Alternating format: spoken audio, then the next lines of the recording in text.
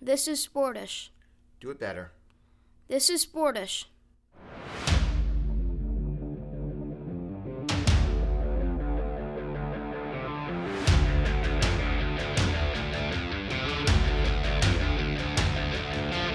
This is Sportish.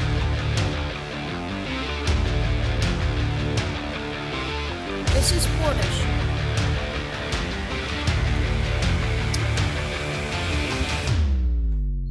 This is Sportish.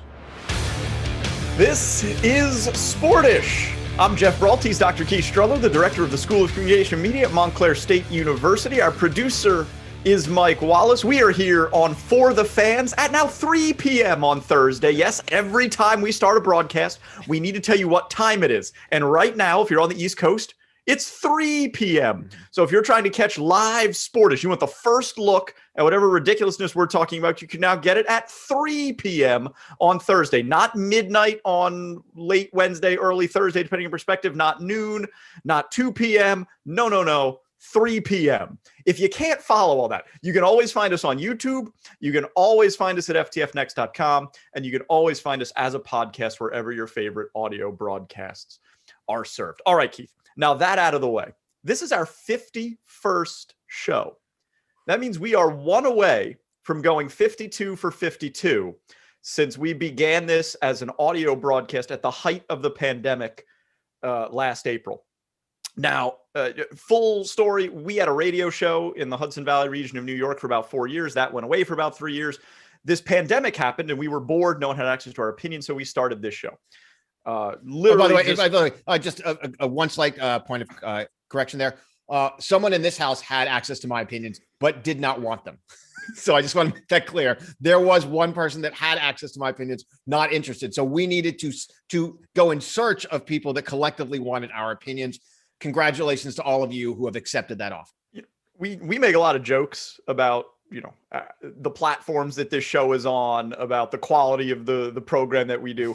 Anniversaries are a time for reflection, and it's actually pretty cool when you think about like what this has become in the 1 year since it started. Generally speaking, in a year, most people do nothing. You talk about things. Let's take some credit where credit is due. We bought some really crappy equipment on eBay. We set things up in our basements. And we went to town. And then after about 2 or 3 weeks of doing this, the podcast, realizing that no one could see our beautiful faces, we decided it was time to get ourselves on the television because we have some good friends down at For the Fans. We made that happen.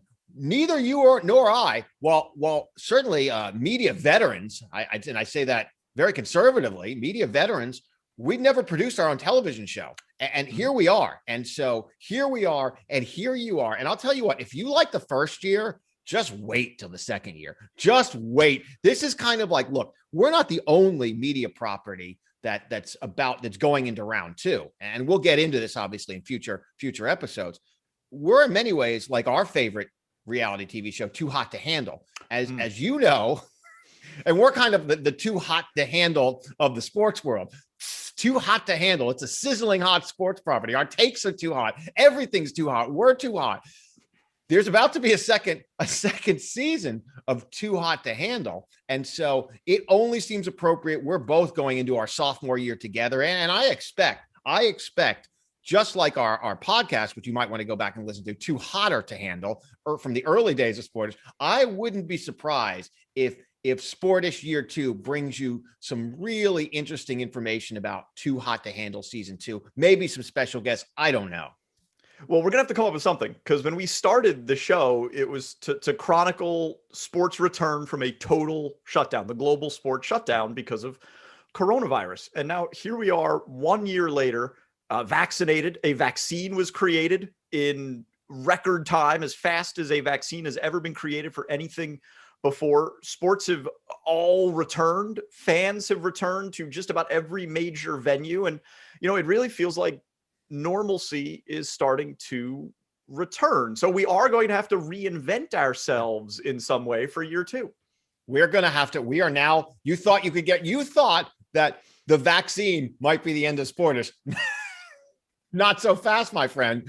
Despite the fact that the world will be returning to its new normal, we still have just limitless disposable time. So just know that just because the world has gone back to normal, we have not. We are blocking this time out of our schedule, and we are going to chronicle really the end of time. We are continuing on this trek. And so as long as For the Fans will have us, and we hope it extends at least until next week, so we can have our big, we're going to blow this thing up. Next week, we are going to, I mean, granted, I may forget, me and my wife's anniversary every year, but I sure as hell won't forget this one. This is a big deal. Look, I mean, this is a big deal. This is a huge deal. We are going to celebrate in style. And by the way, if you would like to send us a special note on our anniversary, please hit us up on Twitter, up there and down here.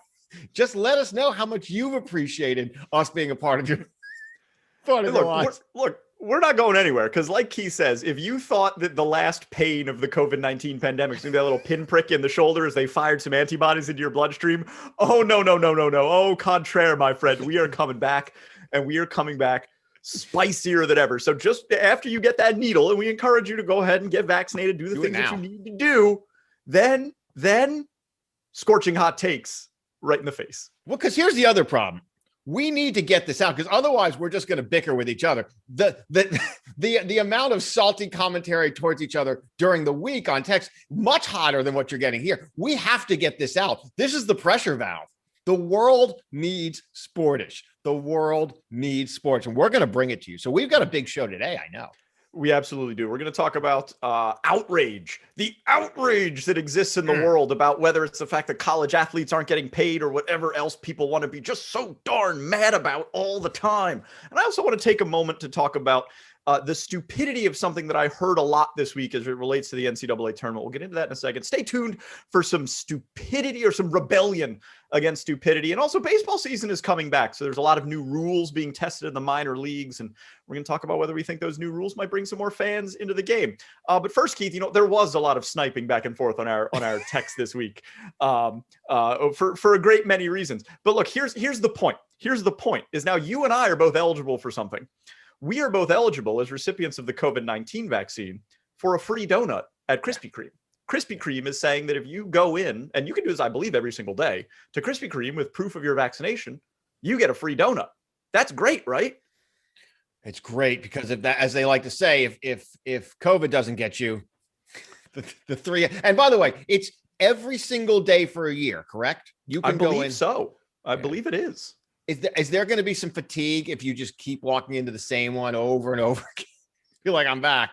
And by the way, I'll tell you what the worst day of that rotation becomes? 366th day, because you will have worked yourself up into a routine that is an addiction that is going to be tough. And you'll be like, sir, that's 86 cents. And you're going to be like, I'm sorry. There is no way, if you've eaten a donut every day for a year, that you could. Do you think if you do anything every day for a year, the next day you could stop? Anything? I do. Yeah, I do. I've kind of proven to myself throughout my life that I don't really have an addictive personality that way. I've always been very good at stopping doing things. I've always been very good at that. I think there's a lot of people that can't. I actually got in a fight, not really a fight, but like one of my roommates in college was just absolutely stunned that I could eat one Oreo. Like, I could go into the cabinet, I could open the package, I could eat one Oreo and just put them back. And he could not handle that. He's like, if I had one Oreo, I have the entire package of Oreos. How can you do that? And I've just always been able to do things like that. Whatever, you know how many Oreos I eat, whatever the size of the package. That's why I don't buy the family size, because that becomes far worse. I'm kind of an all-in proposition. So that's why, I'm an endurance athlete. Like, if I'm going to run 1 mile, I'm going to run 10 miles. So I think there very much is that kind of personality situation. No, if I were eating a donut a day for a year, I would eat a donut a day for life. Now, I think it's a good deal though for Krispy Kreme, because you can't just walk in and just get a donut. Well, that's what they're banking on. Right.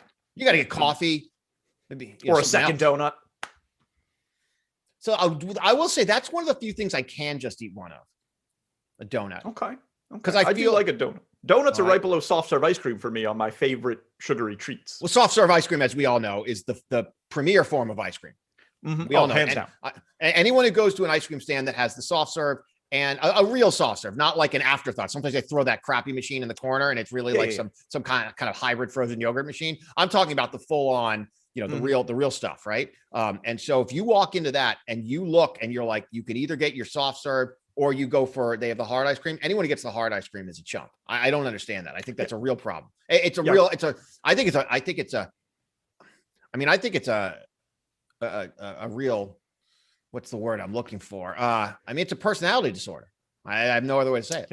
Yeah. I mean, it lets you know who your friend should and should not be based on what they choose in that situation. Yeah. But I will say the difference with us and donuts though, as you know, and then we should get into our show, is that I like donuts that have some verve to them and you like crappy donuts. I like the classics because as I say, the classics are classic for a reason. You want to crap up a donut with 800 creams and toppings and flavors so that it doesn't taste like anything in particular, it tastes like everything. And if something tastes like everything, it truly tastes like nothing. My favorite is the February month in Dunkin' when they just inject the donut with like brownies and cookies.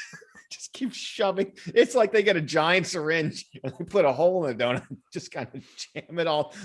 I like it if they take like a whole chocolate cake and just shove it in the middle of the donut. Look, donuts make us happy. Donuts might make you happy. And you would think that this Krispy Kreme promo, right, is as benign as it gets. Oh, good. Okay. You got the vaccine. You're doing what you should do for society. Yeah. Hey, you get a free donut at Krispy Kreme. Yeah. Sure, it's a marketing ploy for Krispy Kreme, whatever. But you would think this is basically innocuous. Like, this is nothing to be outraged about, right? Mm-hmm. Wrong. Because the outrage machine in America got so much cranking. Mad about Krispy Kreme? Cranking as soon as they made this announcement. And this is plaguing everything from now donuts to sports. And it kind of crystallized this idea that like, we need to stop being so pissed off about stuff that doesn't matter. Because look, people immediately were like, but what if you have diabetes? Or do you really want to be encouraging people to have donuts? There's so much bad that could happen. And literally the CEO of Krispy Kreme had to come out and do interviews and be like, look, we recognize that we're a brand that should be viewed as a treat. Like maybe don't have 12 of our products in a day, but we think that you should treat yourself to a donut. And people were like, you should be. It's like when they tried to turn Cookie Monster into the Veggie Monster. That was one of the worst days in American history when they were like, why does Cookie Monster eat cookies? Shouldn't he eat asparagus? It's ridiculous. Let people enjoy life for once. And no one had to be around. Don't have anything nice to say. Don't say anything at all, especially if it's about donuts. And I'll tell you what, none of those people were on the cast of Sesame Street had to smell Cookie Monster's now odorous pee because he's eating asparagus all the time. And you know that like a large percentage of America, when they eat asparagus, their urine takes on a more distasteful smell. I don't know if you know that. Did you know that? Yeah. But it's not everyone. Everyone else knows that asparagus makes not everyone. Smell. That's common knowledge. But there are some people, I think, by the way, I hate asparagus. I think asparagus is one of the worst food products ever. I hate it. One of my favorite green vegetables, asparagus. I think it goes great with a steak. That's because you don't like real vegetables, and asparagus is kind of a meatier vegetable. It's kind of working its way into it. Probably actually has sentient, like it probably has a brain, probably thinks a little bit. So I do not like asparagus. I think it's awful. It smells. I don't like anything about it. I also think though the CEO of Krispy Kreme, I think if you're going to run a company like that, you need to own it. You need to say, I believe that you should be able to eat 12, 15. I think you can live. I think if you're in that world, you got to own your product. Once you've vilified yourself, you're now on the wrong side of the law. Now you've relegated yourself to, well, you can only have one every couple of weeks. Like now you know it's bad. I think the CEO should be like, folks, I have donuts for breakfast. I have them for lunch. I have a donut sandwich for dinner. My kids have never eaten anything but a donut. That strategy didn't go great for the cigarette companies in the 90s. I realized as I was going down that road, there are delineations that we cannot, like, yes, cigarette company, also not good for bits of glass on Saturday Night Live. Or John Belushi Little Chocolate Donuts, which is where that just seems like, Keith, we're at this point now where if you're enjoying something that should be awfully easy to enjoy, there's an awful lot of people out there who have a platform to be able to tell you why that joy must be crushed in some way, that in some way what you find enjoyable is problematic. And this is even true when you talk about college basketball to the people that are participating in it. There are other people telling them that they shouldn't be allowed to enjoy what they're doing. Now, right off the top, I think fair point to make is that both you and I support athletes being able to receive compensation for their name, image, and likeness. We are both perfectly fine with them using their platform to protest to either improve their own situation or the situation of the communities that they come from. We are not people that are shut up and dribble type people. I am all for them getting as good a deal as they can possibly get and using their collective power to generate as much revenue as they can possibly generate. I'm all for people going out and getting rich. But there's a lot of people, especially when it comes to college basketball this time of year, that are trying to make it sound like the people that are participating in March Madness are in some way being exploited to the point where it's unfair to enjoy them playing basketball. And that to me is taking it too far.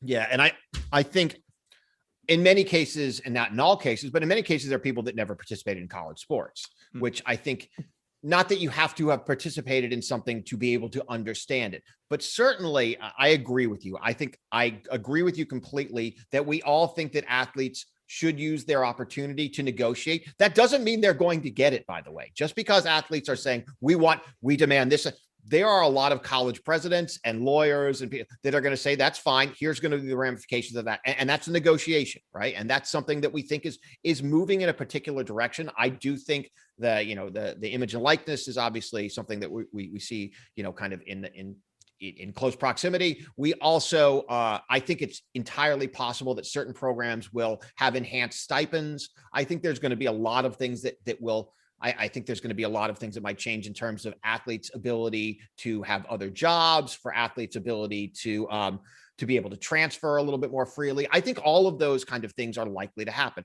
At the same time, while some athletic programs go nearly belly up because they're not going to have enough money to fund these programs. So we'll see all of that happening.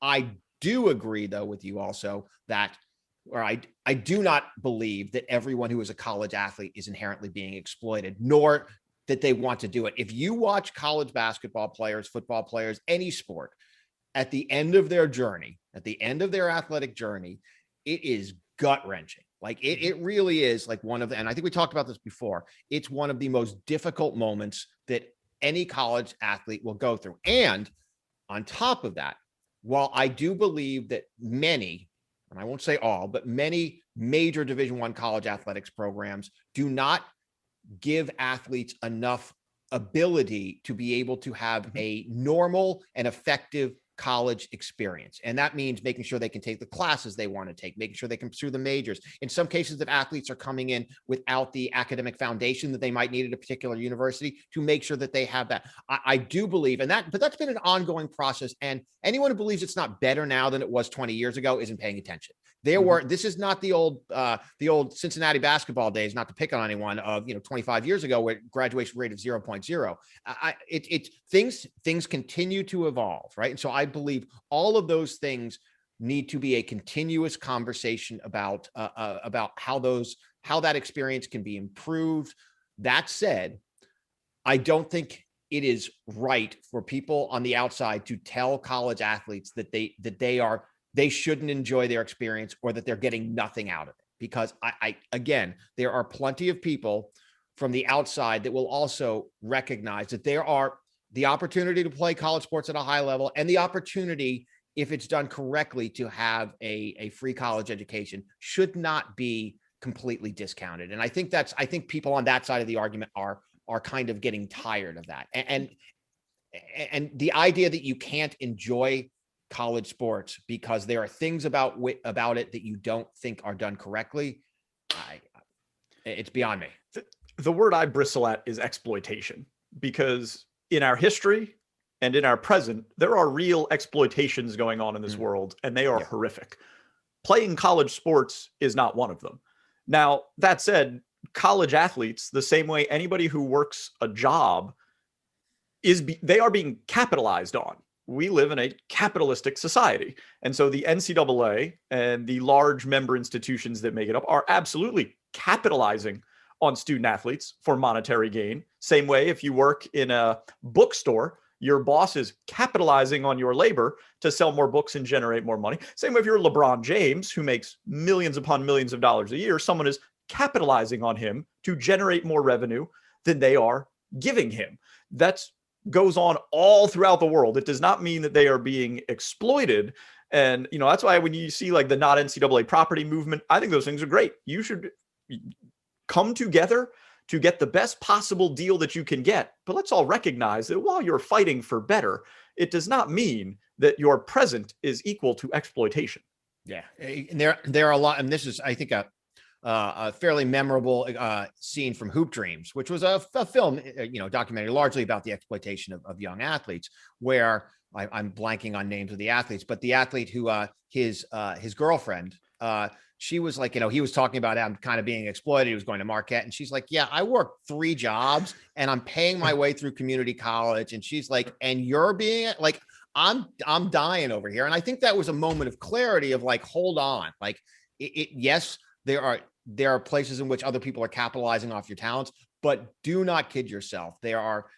Look, the other side of it, part of the issue is the cartel kind of formation of between the professional sports leagues and the amateur, right? So there is no pathway to pursue another, opportunity. For the other thing we have to remember, though, the vast majority of these athletes are not making a living playing professional sports. And I think that gets lost in the argument. You saw the same commercial I saw 700 times in the last 2 weeks. But unfortunately, I mean, it's true. It has the added benefit of being true, right? The added benefit when you look at a high-level college basketball team, let's say you're watching Arkansas basketball, and you're like, these guys are great. They're generating revenue. There may not be a professional basketball player on that team. And if they are, it's probably overseas. It's not inherently a high level. Like it's no higher in many cases than what this person's classmates is going to make moving into another job. I mean, the reality is we go 2 rounds in the NBA and the second round is kind of a crapshoot. You're probably not making it anyway. You got 35 spots in the NBA every year. 30 spots in the NBA every year. How many college basketball teams are there? You can do the same metrics on football. I do think there has to be a realization that, yes, we should negotiate for the best deal in college sports, but this is not some kind of blockade for professional sports. And I also believe, and boy, we're starting to sound a little bit less progressive than we are, but I also believe, we've talked about this a lot. We don't know that there's there's a huge market for more sports. We've seen this now fail over and over again. They're like, they start another league, make more money. They don't succeed. They do not succeed. There may not be another huge market whether you're talking from sponsors, advertisers, consumers. It may not be out there. Yeah. And I also don't think that there's tens of millions of dollars out there for these college athletes to capitalize on their own name, image, and likeness, or what have you. There is certainly a market for their services, and they should receive more than what they are currently getting. But this idea that all of a sudden 10, 15, $20 million is going to be flowing to these 16-year-olds to go play football at the University of Alabama is probably ludicrous. And it might happen right off the top. And as soon as whoever wrote that $15 million check realizes the athletic peak of someone who's 16 years old can vary so significantly that they may have just lit that money on fire, it's probably not going to happen twice. And, I think we actually are being progressive by talking about this. If you are one of those people who was maybe outraged at the differences between the men's and women's tournaments, college basketball tournaments, if you think that women's sports don't get a fair shake, you want to know the fastest thing that's going to grow women's sports? Let athletes profit off their name, image, and likeness. Because I promise you, outside of like Trevor Lawrence and those types of college football players, the people who will make the most under that system are women on social media. Yeah. Like those are the people who will make the most money. Well, there's been a lot written about the fact that a lot of women's athletes, on average, they have more Instagram followers, are probably a little bit more progressive in kind of building that audience. So there's absolutely now, again, we're not talking about lots of money because generally speaking, unless you have it's hard to monetize on social. I mean, we're getting really into the weeds here.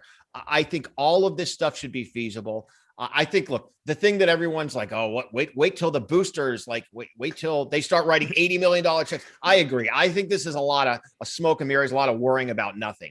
It's one thing when they have to pay enough money to help hire one coach. They're not going to fill up a roster of 80 football players. Like it ain't going to happen. And so if that money flows, it will flow to one quarterback and a couple of wide receivers. I mean, it's just, there's not that kind of depth. It isn't going to happen. And so, and honestly, and this is the other thing I'd say, and if it does, so what? So what?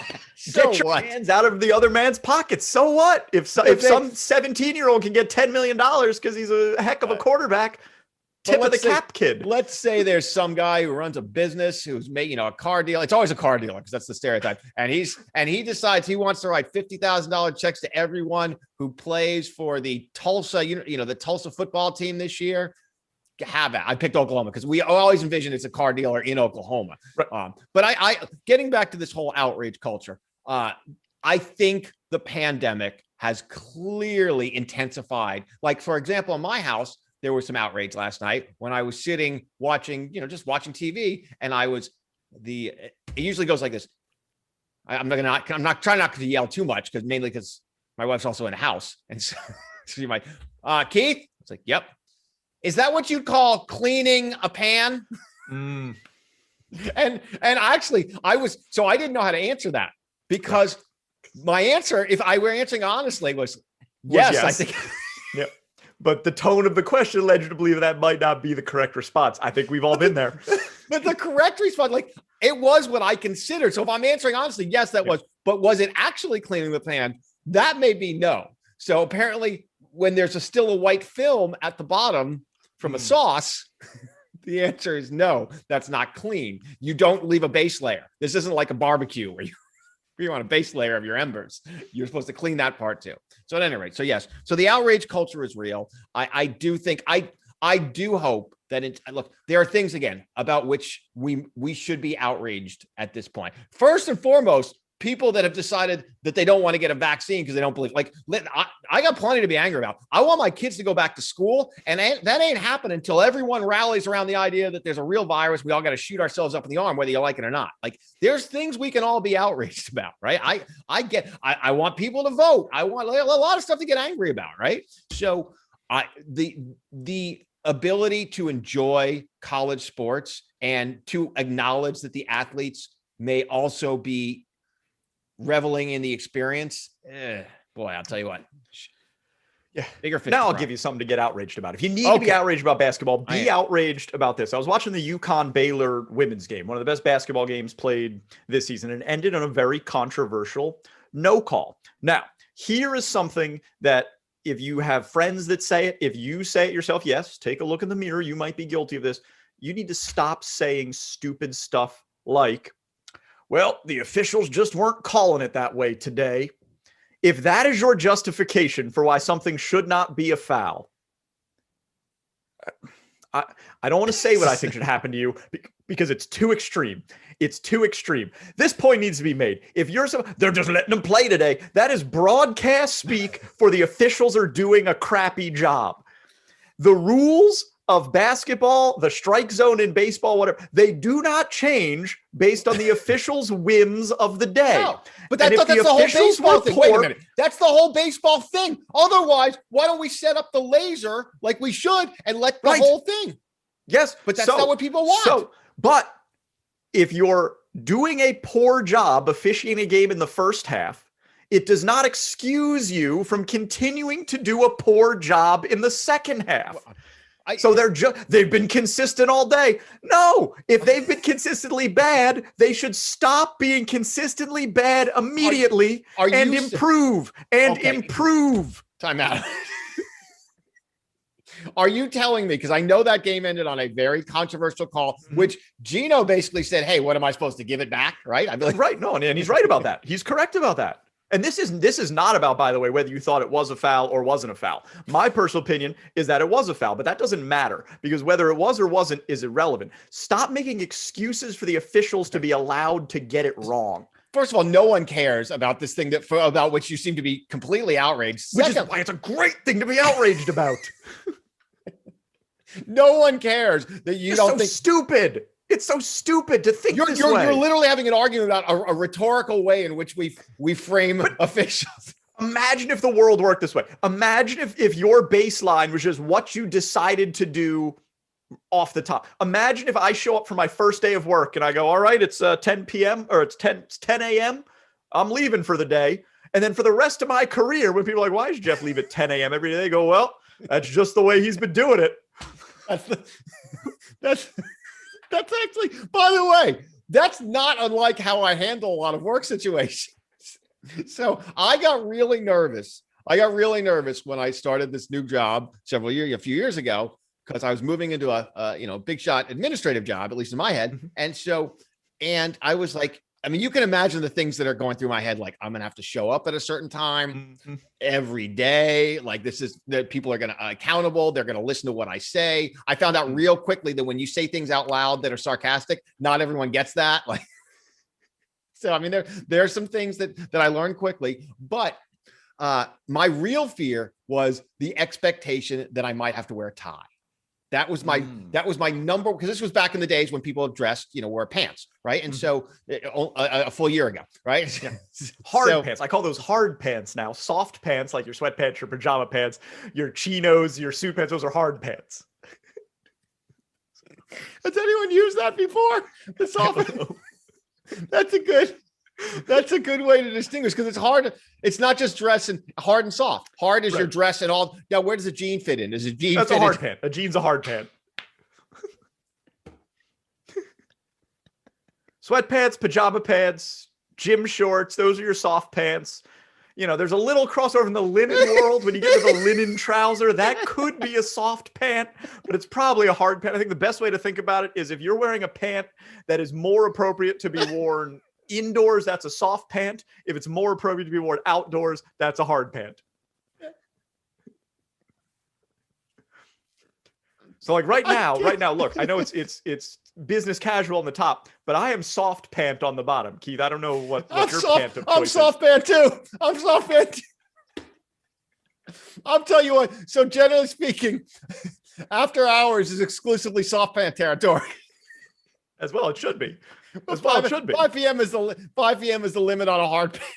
I mean, look, the second I come back into my house after doing something in hard pant, literally the first thing that I do is put on soft pants. I mean, that is step one. It's put the keys in the bowl and then take off the hard pant and put on the soft pant. I do the exact same thing. What's so glorious is the soft pant has encroached more and more on the hard pant territory. Oh, yeah. Well, and you start to do these mental gymnastics like, well, how can I wear these soft pants in hard pants situations? And that will be the downfall of society. Well, I'm really struggling with right now. What I'm really struggling with is my weekend situation. So my weekend situation where I'm going to see other people and I'm going to be possibly at a soccer game,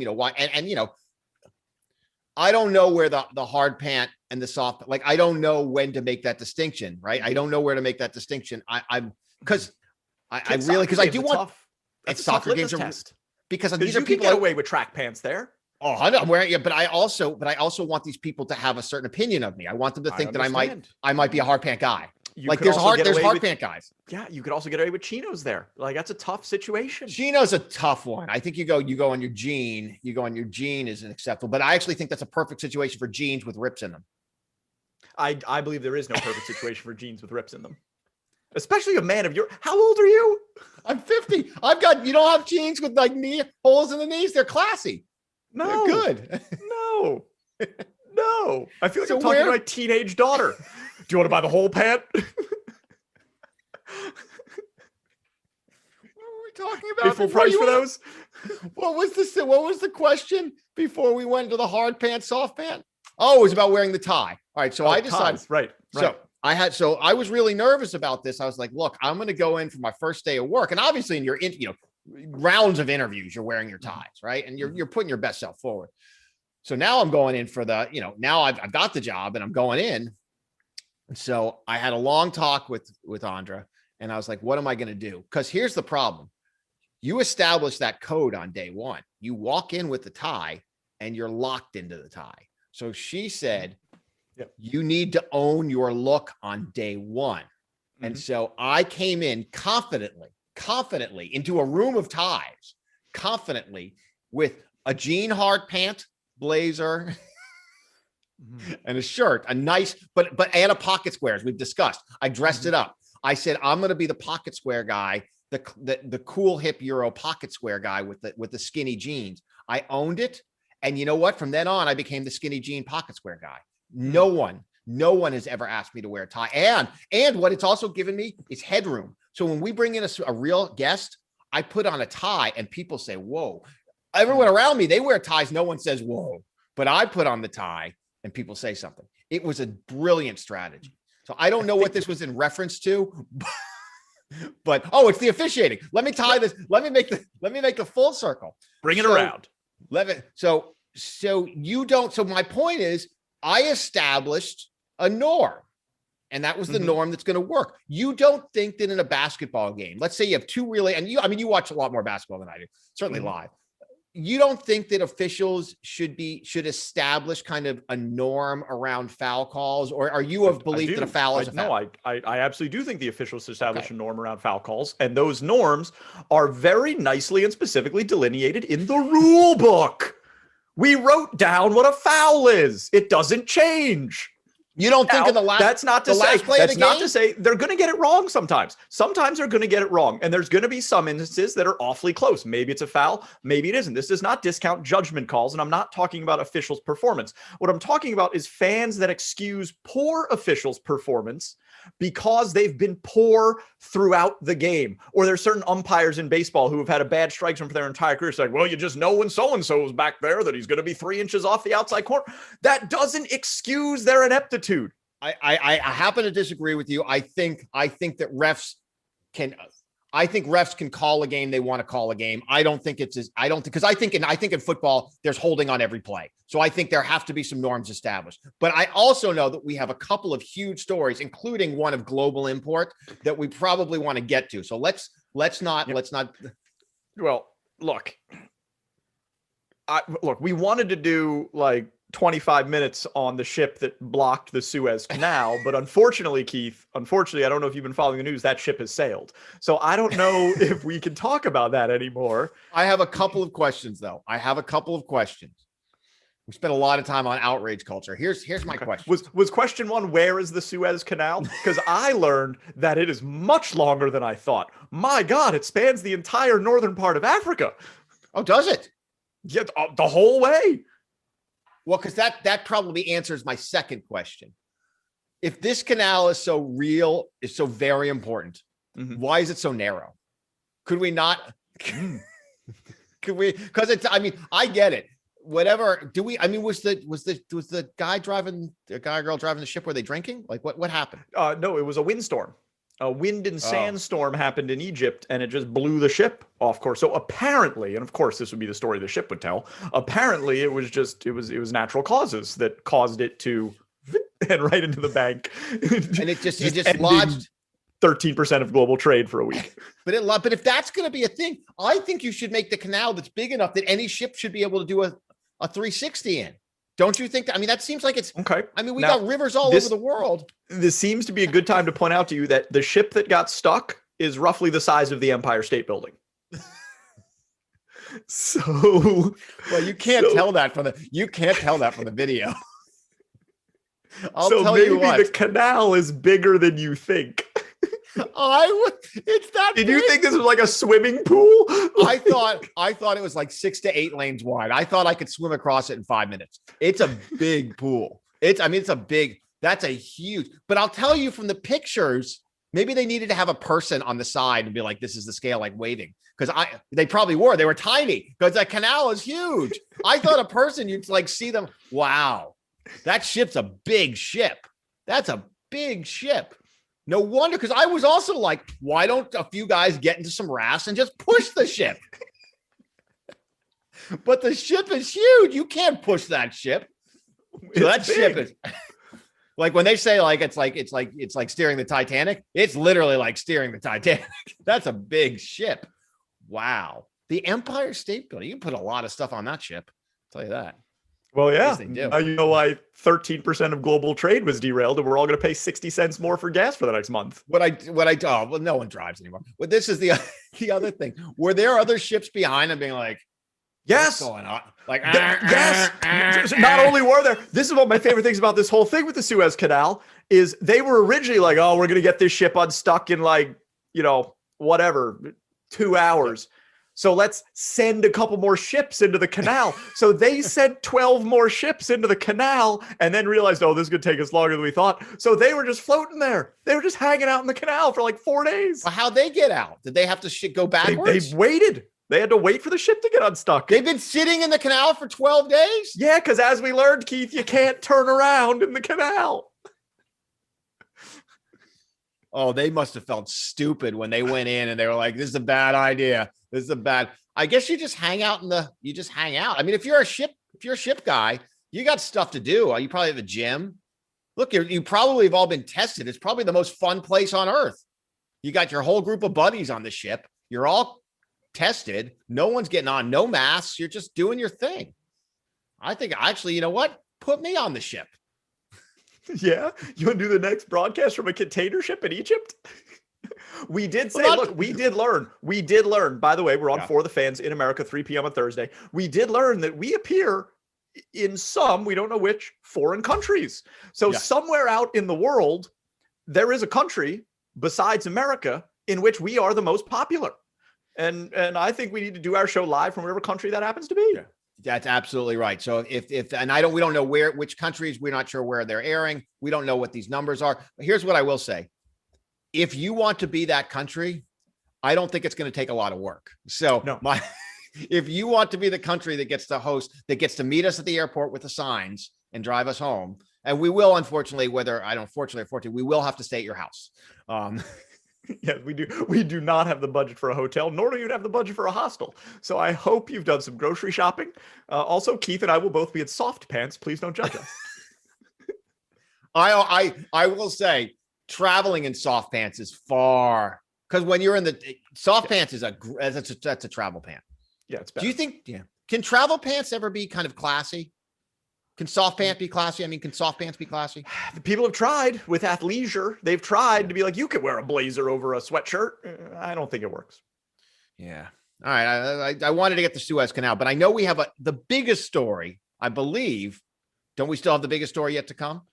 Well, we got, I mean, we're going to talk about baseball. It's opening day. Yeah. Literally, as we're airing, it's opening day. Is it? I didn't know that.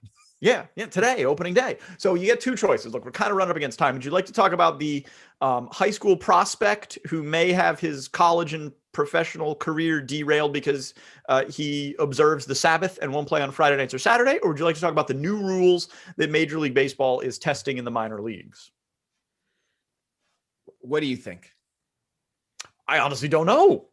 I don't know. I mean, do you want to talk about a fellow tribesman of yours, or yes? Oh, okay. So there's a high school baseball prospect named Ellie Klingman. He is a player in the high school ranks in Nevada who's getting Division I looks. Who has the ability to be drafted into the major leagues, drafted into the minor leagues by a major league team. But much like Sandy Koufax, who would not pitch on Yom Kippur, he will not pitch on the Sabbath, which means he will not play baseball on Friday after sundown or all day Saturday. I don't know if you've looked at a baseball schedule recently, but high time for the sport, especially in college, Friday nights and all day Saturday. Yeah. So this could significantly impact his ability to have either a scholastic or professional career in this sport. Yeah. When Wake Forest rolls into North Carolina for a 3-game set, they're going to get one of those in on Friday night, and they're going to get another one in Saturday afternoon. He could not participate in either of those games. And of course, Sandy Koufax did it wisely. He picked the glory holiday, Yom Kippur, which, that's the big show. But when you go all in on the Sabbath, and those of you who don't know, if you are truly an observant Orthodox Jew, you are what they call generally Shomer Shabbos, which means you don't drive, you don't do quite a several things that certainly we do. And of course, it would be awkward if you didn't do it because you're not Jewish at all. So it would be very strange for you to observe the Sabbath. Excuse my ignorance, but aren't there levels to what some people do on the Sabbath? Isn't there a certain sect of Judaism that they won't use electricity? Let me tell you. If you think that there is norm setting in college basketball officiating, I like where this comparison's going. I'm just saying, every group of Jews are going to be like, well, we've been playing rock music on Saturdays all year, so no That's the rules we're playing by. Like, are you telling me that there are some people of the Jewish faith that have been just going about their business like, well, that's the way God's been calling it for 4,000 years? I will tell you. So last year, it's Passover now, for those of you that are unaware, Passover, which is the holiday that's the worst of any of them because, I mean, obviously you read all the stories about how we were stuck in the desert forever and, we almost got, we barely made it out of Egypt to close the loop on the Suez Canal. Now they're stuck again. So, but hey, Pharaoh, let my trade ship go. So that's the best thing I've ever said on Sportish. I was going to say, I'm like, that feels like the episode title.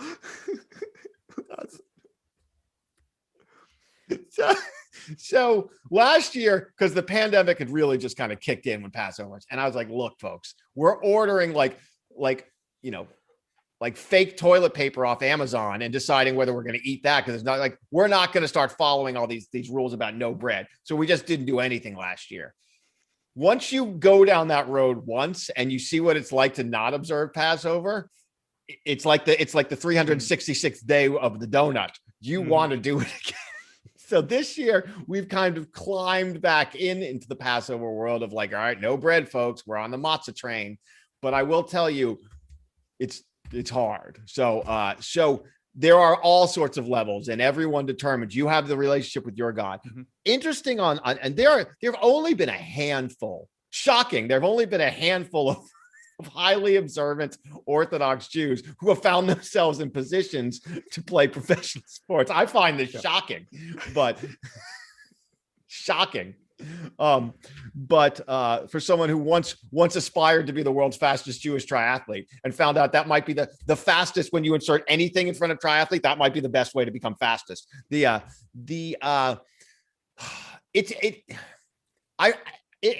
It's sad. There's no really other better way to put it because it really is one of those things where if you believe strongly in this, you realize there is no pathway forward. I mean, this has happened in basketball and college basketball before. Yep. Coaches try, let's try, but there really is no pathway forward. And you really are put in this position. I feel like this is like a Barbra Streisand movie, but that you're put in this position where you have to make a decision that kind of gets to the core of who you are as a person. I guarantee you, I forget the name of the athlete, the two things he identifies himself as is Jewish and a baseball player. And he is going to have to make a decision about not being one of those in the same way. And I think that's really tough. It's a little sad.